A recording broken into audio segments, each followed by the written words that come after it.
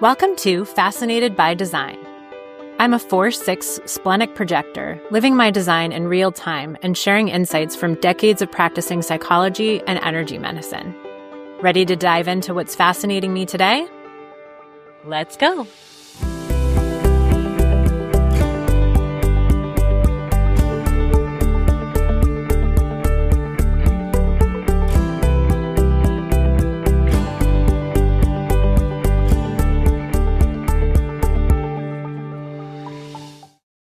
Hi, this is Fascinated by Design, and I'm Suzanne. This is an intro to the intro that I'm adding after the fact because my intention with this podcast is to share my real-time embodiment of my human design. And after creating the first 2 episodes and going back and listening to all of them, I realize how I got pulled into old conditioning from my career in academia and some of the lower expressions of a few of my gifts and the way that I've gone about trying to create this. I was searching for a way to be efficient, to save some energy for my projector ass, to make the process of creating this sustainable, and instead it feels inauthentic. So rather than going back and redoing everything, I'm going to share it as it is with this note. And in the meantime, try to figure out a way where I can share things more authentically in the future, which might be with very little editing because I want to talk to all of you like I talk to my friends. And that's not how these first 2 episodes came to be. I suspect I'll share more with you during the 3rd episode once I've found my new footing. So without further ado, here's episode 1. I've had a vision for about 10 years that I wasn't ready to share. Until now. Welcome to Fascinated by Design. I'm Suzanne Munier, a soul coach, pattern breaker, transformation doula, and 4/6 splenic projector. I'm excited that it's finally time to share my vision with you. I'll get into more about the full vision and why now in a little bit. But first, the basic concept. In this podcast, I'll be sharing my real life stories of living my design. Because I'm a projector, one of the things that I'm meant to do is follow my fascinations. And one of the things that has been fascinating me for years is the human design system itself. I've been really inspired watching some people who are on the path of embodying their design. And it's made me want to go deeper into my own human design experiment. For a number of reasons, I'm feeling called to share that experiment with all of you. Even though Fascinated by Design is a human design embodiment podcast, I'm not going to be teaching you about human design mechanics here. There are wonderful teachers that are doing that work already, and I'll link to some of my favorites in the show notes. What I will be doing is sharing a lot of personal stories of how I've come to know the things that I know. I earned a PhD in clinical psychology, and I've worked as a psychologist for over 20 years. I've also been fascinated by ancient wisdom traditions and mysticism. And so now I serve more as a soul coach, pattern breaker, and transformation doula. I love getting into the depths of human transformation, taking the spiritual and transcendent, and finding ways to ground it into the practical. Since I've worked with so many clients over the years, I have a lot of ideas about how to make transformation more easeful and, frankly, more joyful. But as any projector out there knows, my strategy is to have to wait to be recognized and invited. For those of you who may not know, the projector energy type has an aura that is focused and penetrating. And as you might imagine, anything that involves penetration requires consent. So the strategy that projectors need to follow is to be recognized for the wisdom they have to share and then invited to share it. The exception to that is building my lighthouse, which means I can take anything that excites me, create something, and put it out there in the world. So that's what I'm doing here. I've learned that projectors who passively wait to be invited can develop their not-self theme of bitterness. And I really don't have any interest in doing that. So this is an exciting way to build my lighthouse and connect with those of you who would like to invite me. I'd love to start that conversation right away. One of the things I want to do with this podcast is answer your questions. If there's anything you'd like me to share my opinions about, please email me at suzanne@soulbloomcoaching.com with the subject line, invited. I'm so curious to see what questions you have for me, and I'll follow my strategy and authority in how I respond to them. And while we're on the topic of opinions, one of the reasons I'm doing a podcast to begin with is that I have the gate of opinions as one of my sun gates and one of my Mercury gates. So sharing my opinions is central to how I embody my design. Some of you who are here may have been drawn to this podcast for completely different reasons and may be confused by what all these human design terms mean. First of all, welcome. I'm so glad you're here. And second, if human design doesn't excite you, you don't need to learn anything about human design to get something out of what I'm going to share. The heart of it is this. We have a massive amount of power to transform our own lives, and by extension, change the world. That's really what I'm here to talk about. I promised you some personal stories, so I think it's about time we get there. Throughout my career as a psychologist, I have studied and specialized in the treatment of anxiety. There's a joke in my profession that whatever you go into studying is actually me-search, not research. We really are all just drawn to understanding ourselves. And I was definitely no exception. As a child, I was a highly sensitive person living in an environment where the emotional responses around me were unpredictable. And as we all do, I adapted to my environment. I learned early on that it was my job, and actually everyone's job in the family system, to keep a particular member of my family regulated. For me, that meant trying not to be too loud, make too much noise, have too many feelings or needs, take up too much space. Anything that might cause that person to get anxious or dysregulated. What I've seen over the years is that many highly sensitive people have a difficult time managing their intense emotional responses. And so they try to figure out what people around them expect, what the rules of life are, so that they can just perfect and follow them. If I can just figure out what's expected of me in every situation and do that, maybe I can prevent myself from having really strong feelings. That was definitely the case for me. I used perfectionism and striving as a strategy to find a sense of worth. The problem, though, was that any feeling of worth I had was really dependent on my ability to perform in the moment.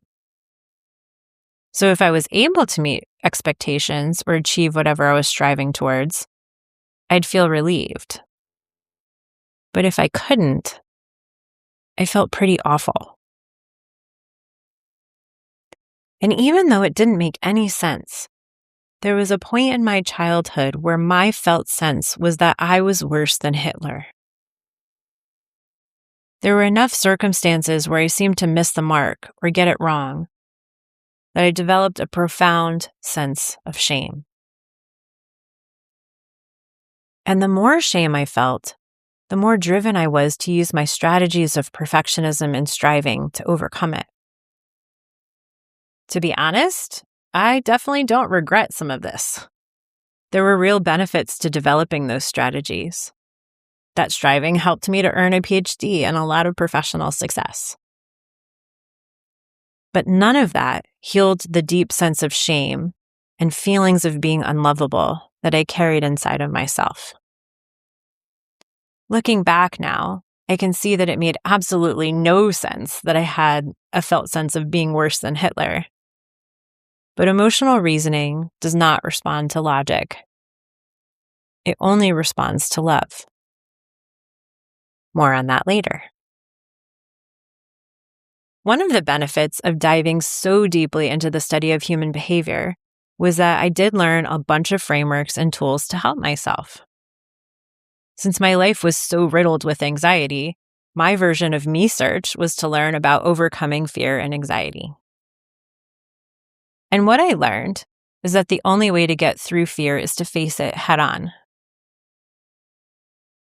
The way I talk about this with my clients now is to think about worry or fear like a hypothesis. In science, you can't just accept a hypothesis as true. You have to test it. And so whenever we have a fear, that's how we want to approach it. We want to conduct an experiment and find out for ourselves. I started conducting a bunch of experiments to test my fears of being weird or too much or unlovable, among many others. One of the ways that I did that was to test a specific social anxiety I had about singing in front of people. From early in childhood, I absolutely loved singing. And in high school, I wanted to be around musical theater, but I didn't have the courage to actually try out for a part. So I decided to be in the tech crew, just so I could get close to it. Once I learned in graduate school that I had to encourage my clients to face their fears, I knew I couldn't advise them to do it unless I was willing to do the same. So that meant I had to conduct some experiments about singing in front of other people and test whether or not I was going to make a fool of myself. I started going to weekly karaoke nights with some of my friends. And at first, I would only go up to the microphone if I could sing at the same time as somebody else. My body was so flooded with anxiety that was about as much as I could handle to start.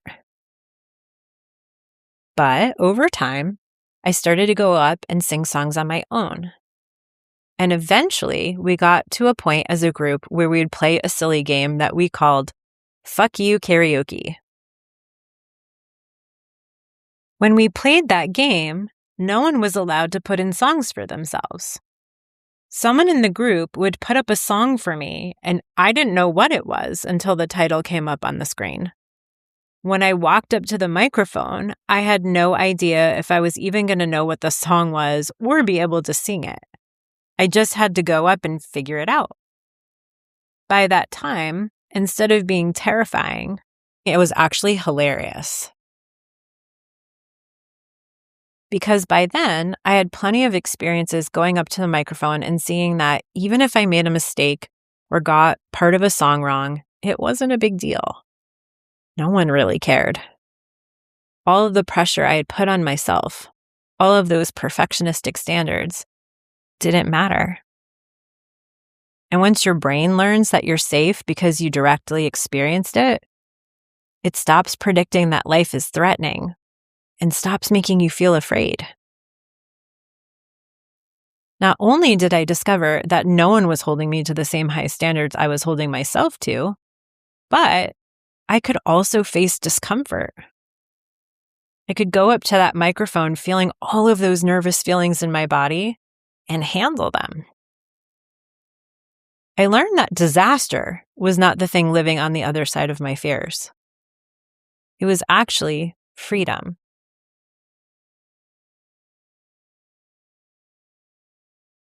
Much later, I noticed an opportunity to take the practice of facing that fear even further. There was a version of me from high school that I kept thinking about, the one who had wanted to audition for a school musical and didn't, who got close by working the tech crew, but never actually walked out onto that stage. And years later, I decided I wanted to give that part of myself a do-over. Not to prove that I could do it or getting a standing, not to prove that I could do it or because I thought I'd get a standing ovation, but as a gift to that younger me who didn't yet have the tools to face that kind of fear. I found a local community theater and went to the open audition. There was only one role in my age range, and I knew I didn't really look the part, but I didn't actually care about getting the role. If I did, that would have been great. But if I didn't, that was also fine. I just wanted to show up for myself. I walked into that building and my anxiety was a 10 out of 10. So much so that I wanted to turn around and walk out. I knew I needed to give myself a moment for my body to adjust before taking the next step, and I decided to go into the bathroom. I gave myself a moment to arrive, to be like, okay, I'm actually doing this. And then I decided to take it one moment at a time. I walked into the room and saw a table with sign-up sheets for the different roles. I circled the one in my age range, wrote down my name and information, and I turned it in. I sat there in the audience and watched the other people audition while waiting for them to call my name. When they did, I walked up on that stage and sang the audition song. My hands might have been shaking a little, but I projected my voice. And actually, in that moment, my voice felt powerful. Next, there was a dance portion, and I got up on the stage with everyone else and did the choreography. And that was it. The experience was over. I left that night feeling so proud of myself. I even made a Facebook post about it at the time because I wanted to share my story with others. I wanted to say that it's never too late to go back and face your fears or follow your dreams.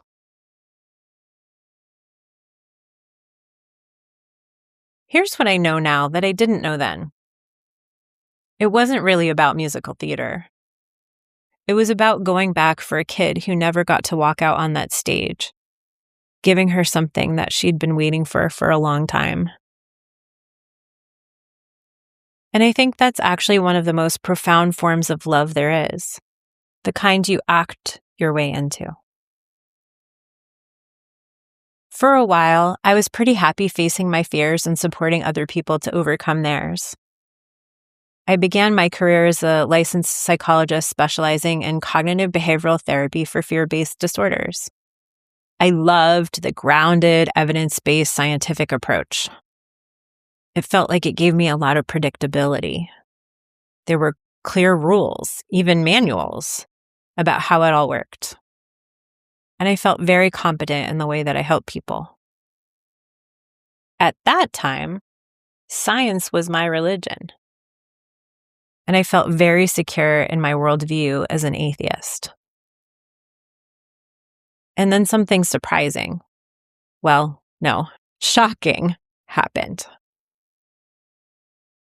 I experienced what I can only refer to as a spontaneous spiritual awakening. It started when I learned about a particular spiritual concept. And as I was learning about it, I remember my skeptical mind pushing back at the same time that my body was having this very strong response. Looking back now, I can see that what transpired over the next several days is what people sometimes refer to as ascension symptoms or purging. It escalated to the point where I felt very sick in bed with symptoms that were flu-ish for almost a day. And when I finally felt better, I decided to go to a friend's housewarming party. My friend's house was in this beautiful vineyard in Arkansas. And as I was sitting there with everyone, I was watching this, in retrospect, very unremarkable sunset that I was so amazed by. I didn't have any words for what I felt at the time, but now I could say that the boundary of my personal energy body dissolved. I felt at complete oneness with everything around me. I think that's why I love that sunset so much. It was unlike anything I have ever felt before or since, and it's one of those things that's ineffable. Shortly after that, I started to experience many things that a person going through spiritual emergence starts to notice. It seemed like there were messages around me everywhere, in license plates, signs, songs on the radio, so many synchronicities. This was the beginning of the crack in my old way of understanding life. If you've had an experience like this, where your foundational views of life started to fall apart, then you understand how you tend to cling to the way you've always understood the world. For me, I started questioning my own sanity.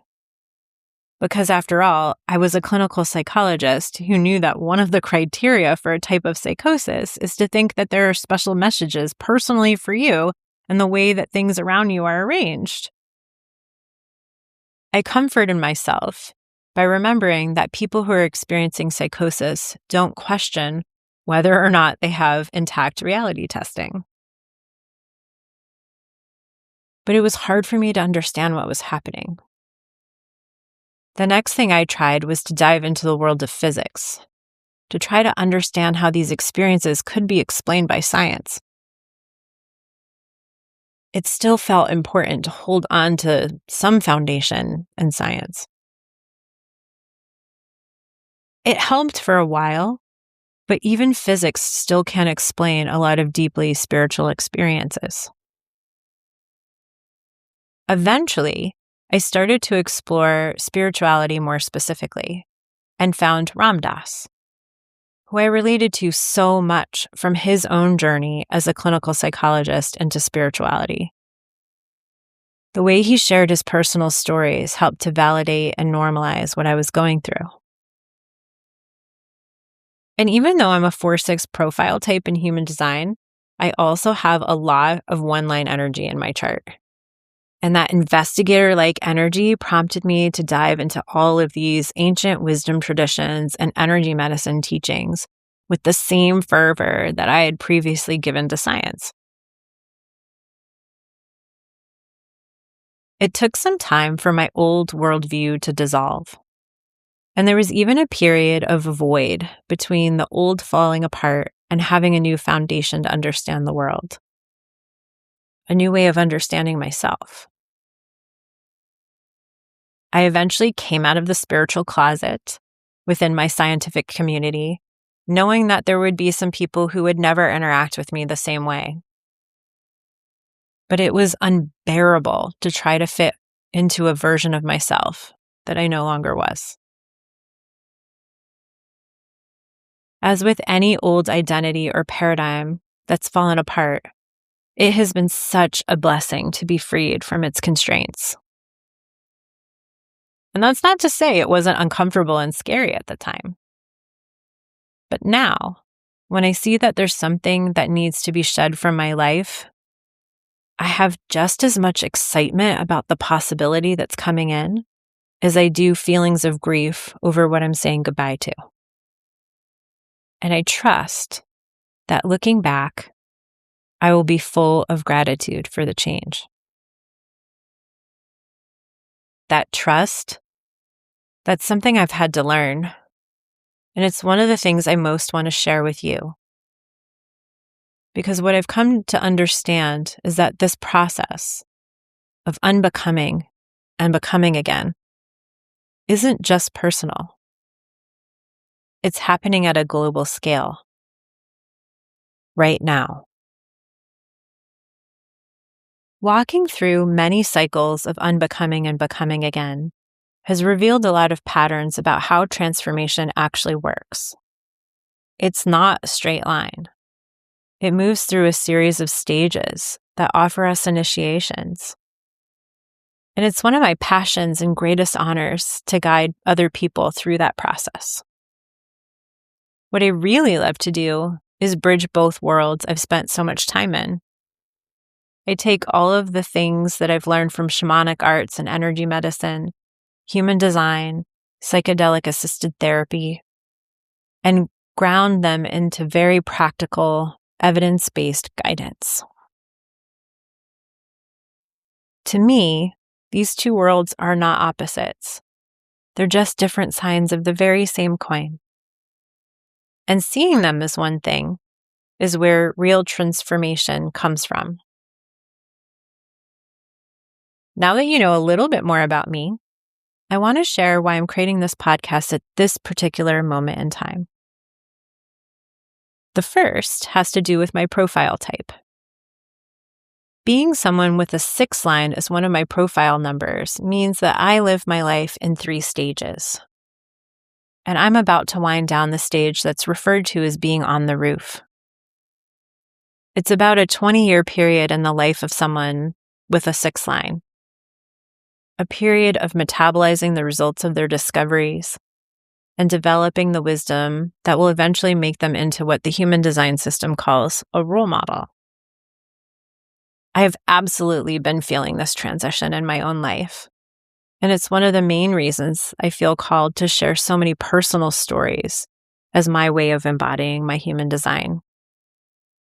Role model energy is all about teaching from embodied experience. And to be honest with you, there's still a part of this that feels strange to me. My 6 line energy is my unconscious profile line. But I am experiencing people recognizing me for this energy. So I guess I'm going to lean into it. I can already feel how there will be moments where my mind is going to say things like, "Are you sure you're really going to share that publicly with anyone who can listen?" And the answer is yes. I'm just going to step into deep trust and see what happens. The second reason has to do with what's happening collectively. And this one genuinely fascinates me.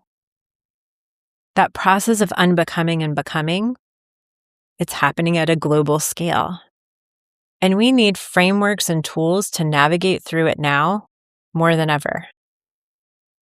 From what I understand, and I'm not an expert about this, we've been in a cycle that exists for about 400 years, dominated by an energy called the cross of planning. That energy guided us to focus on community, tribe, and belonging.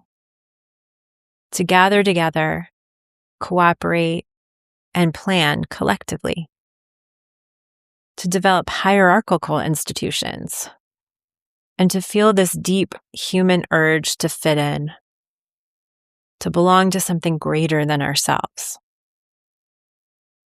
It created a world oriented around the group. Our security came from the tribe. Our identity came from our role within a system. And every energy has both a light and shadow side. Because it was such a group-oriented energy, it also created a lot of pressure to conform, to suppress individual differentiation. Human design is called the science of differentiation. So this collective energy from the cross of planning has really promoted a lot of conditioning around seeking approval and believing that our worth is tied to our usefulness to the group. Now, that energy is dissolving. And there's a phenomenon in behaviorism that helps me understand what we're watching in the world right now. When reinforcement is removed from a behavior, think about a classic operant conditioning experiment you may have learned about in an intro psych class, where a rat presses a lever to get food pellets. Whenever they press the lever, they reliably get food. So they keep pressing. But if at some point you remove the food, the first thing the rat does is press the lever even more. That's called the extinction burst. Even though reinforcement has been taken away, the first thing an organism does is try harder at the same approach. The old paradigm of the cross of planning, this group-based mentality, is having an extinction burst. The energy that has been driving it and reinforcing it is dissolving. So many people and systems are trying harder to make the old models work. We can see many people clinging to their group identities for dear life. But we're shifting into something new. The new energy is called the cross of the sleeping phoenix, and its essence is individual awakening. The awakening of the individual as the new organizing principle of humanity. Where the cross of planning said, belong to the group to survive, the cross of the sleeping phoenix says, know yourself or be lost. And what's fascinating to me about it is that it's the sleeping phoenix, not the risen one. What that feels like to me in the process of unbecoming and becoming that I was describing personally is that void stage. Like the stage of the chrysalis when the caterpillar goes into its cocoon and dissolves into goo before it transforms into something new. The phoenix, as an archetype of death and rebirth, is unique from others, like the hero's journey or the wounded healer. And the hero's journey, the hero is tested, but endures, returns with wisdom. The wounded healer is broken and recovers. With the phoenix, there's no enduring. There's no remnant of the old that persists. It enters into the fire of purification and is burned into ash. One of the shadows of the phoenix archetype is wanting to escape that ash phase or the void phase, to rush the rising before the burning has even completed. What feels true to me right now is that dissolution is not going to be a choice for any of us. The choice will be doing it consciously and on our own terms, or unconsciously, waiting for the fire of purification to come our way while we cling to the old.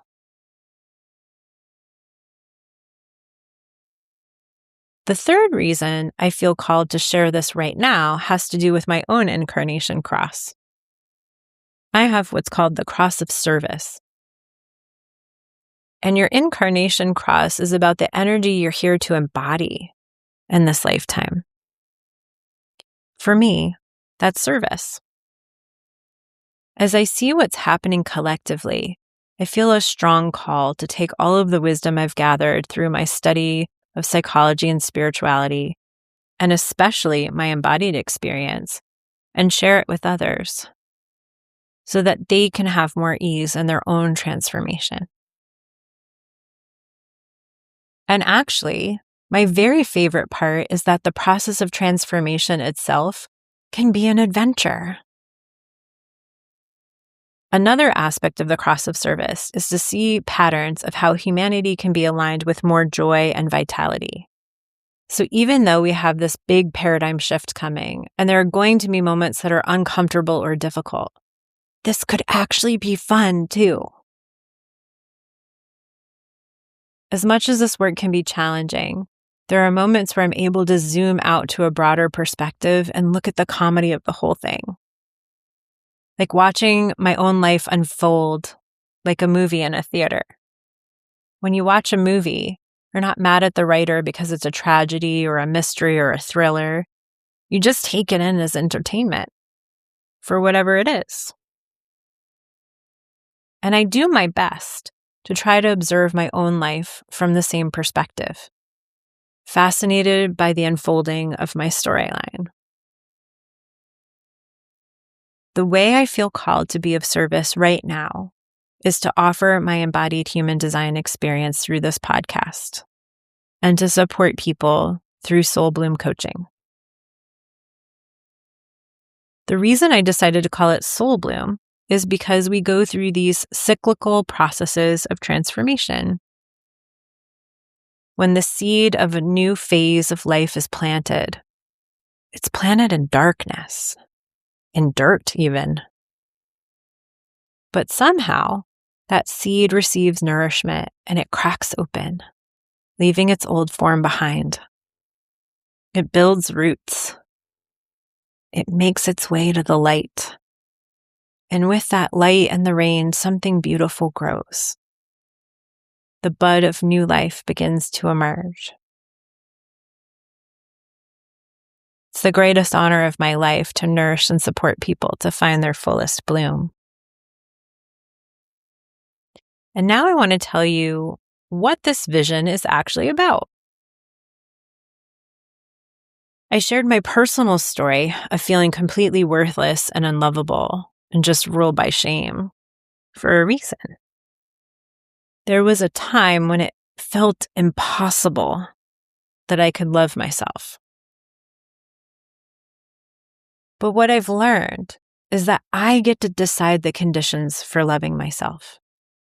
And I can choose to make that love unconditional. I've seen so many ways that I was always the creator of my own limitations. So many of them. And I can see those self-limiting patterns in others. I want to share with you how I overcame those limitations so that you can do the same.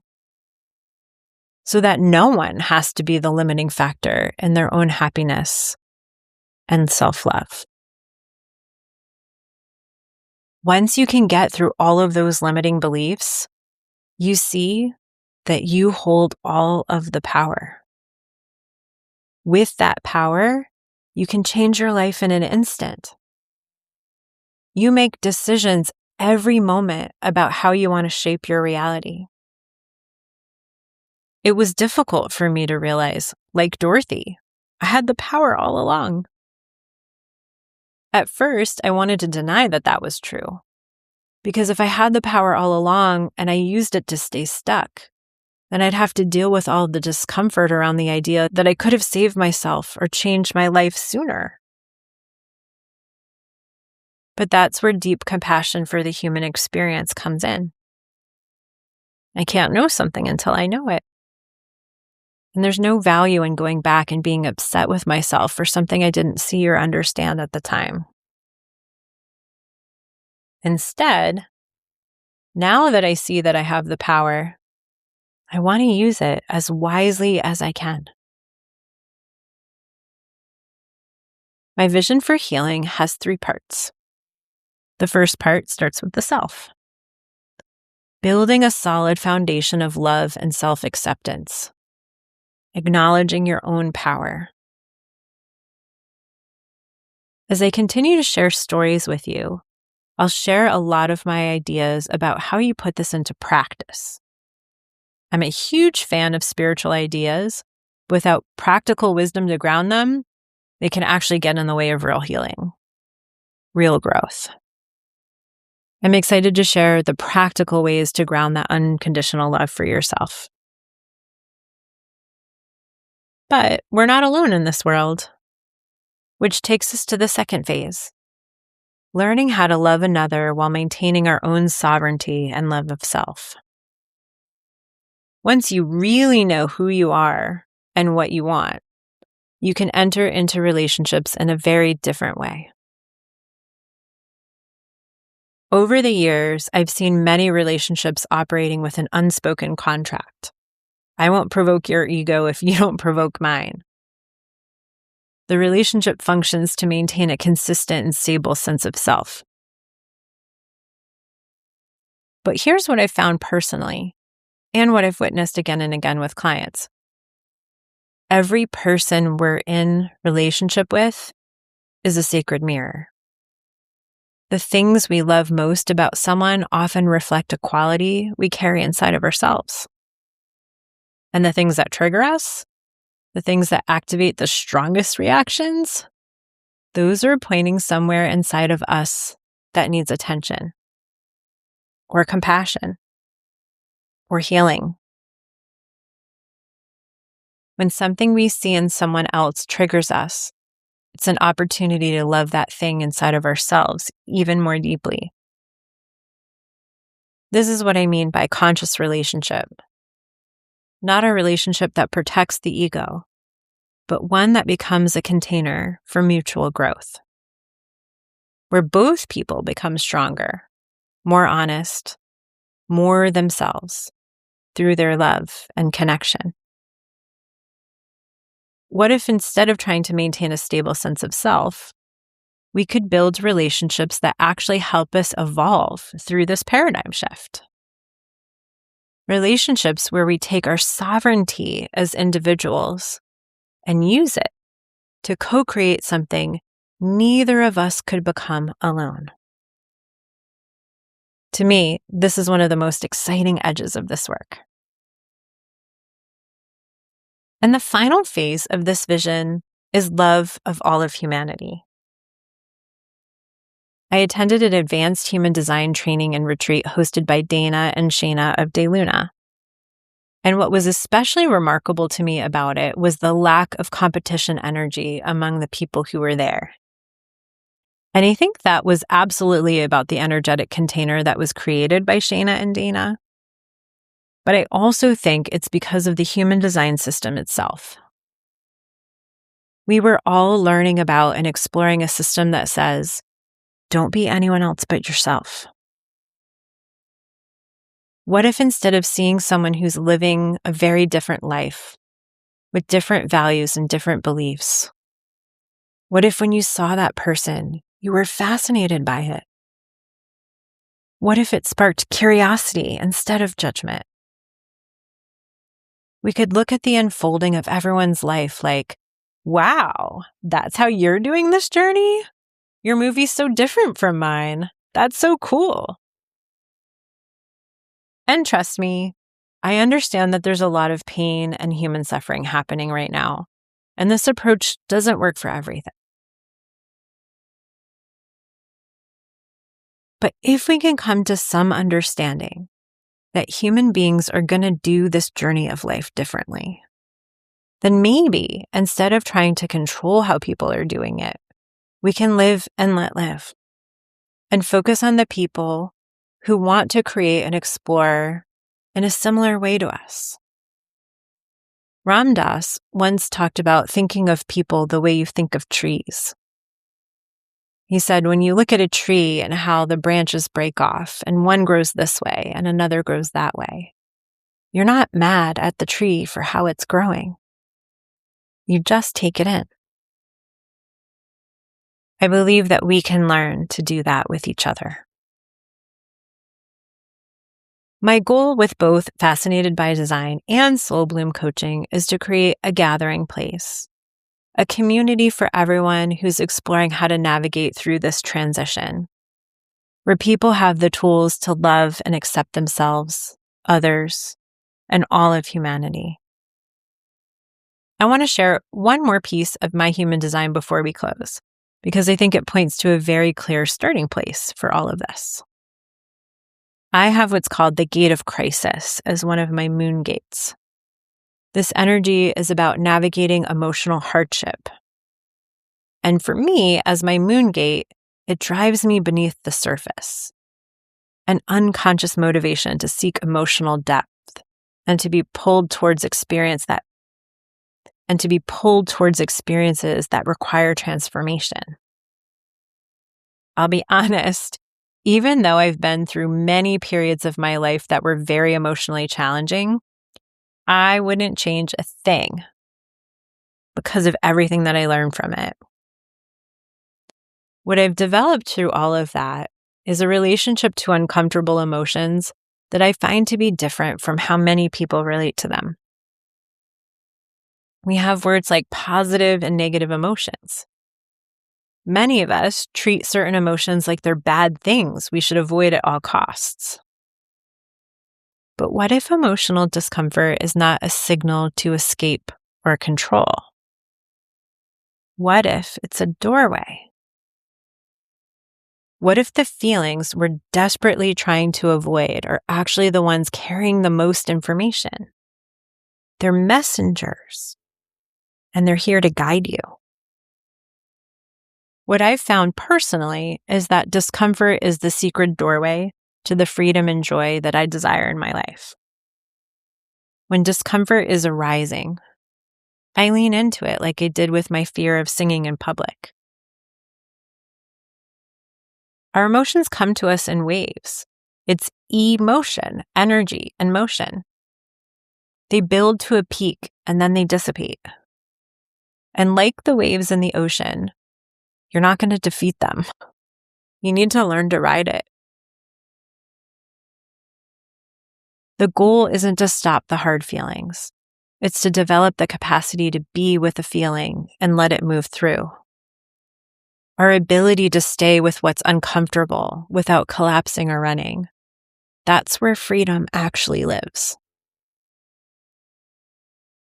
Since this is such a critical part of the growth process, I really see it as the foundation of everything I talk about in my vision.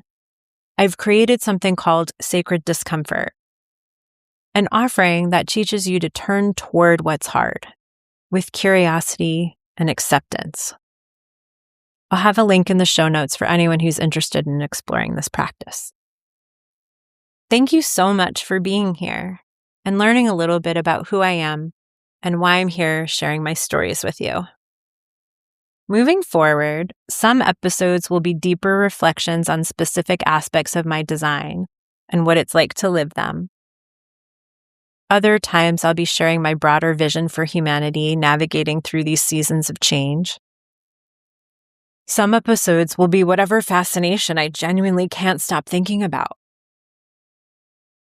And because sharing my opinions is a key part of embodying my design, I may also offer some episodes that are just my unsolicited opinions. I would absolutely love for you to invite me to share some thoughts about your own curiosities by emailing me at suzanne@soulbloomcoaching.com with the subject line invited.